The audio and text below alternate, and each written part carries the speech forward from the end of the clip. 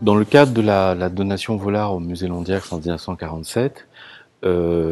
entrent au musée 3 céramiques de Paul Gauguin, qui sont des céramiques extrêmement importantes dans l'œuvre en fait du peintre. Parce qu'on sait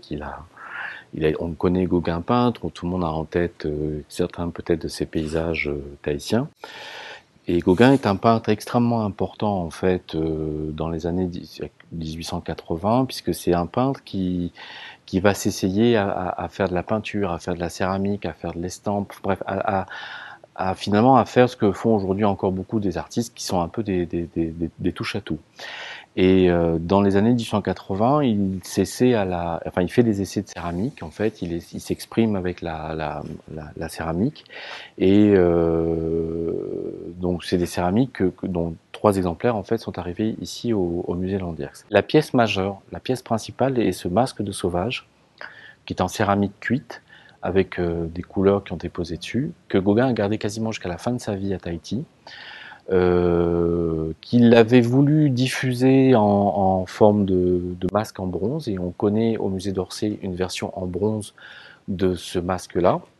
Il y a une autre version qui se trouve en plâtre dans une collection privée aux États-Unis, mais la seule et unique version en terre, la plus originale, la plus intéressante,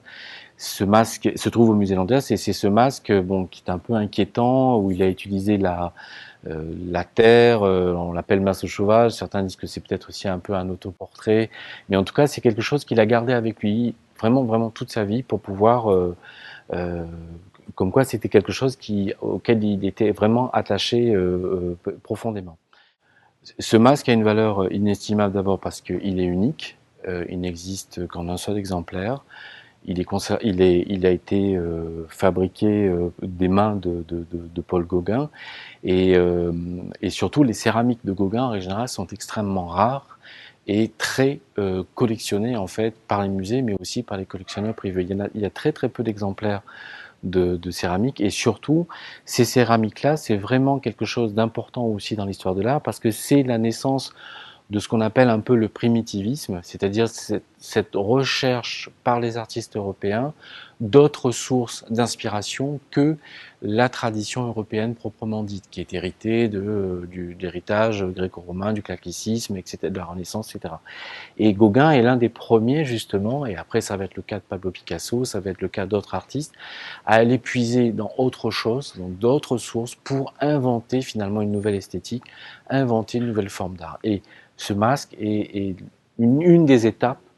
un des, une des marches justement dans ce processus, dans ce chemin justement vers un renouvellement complet en fait de l'esthétique en Europe, à partir qui commence dans les années 80 et qui va triompher avec les Demoiselles d'Avignon en 1907 par Picasso.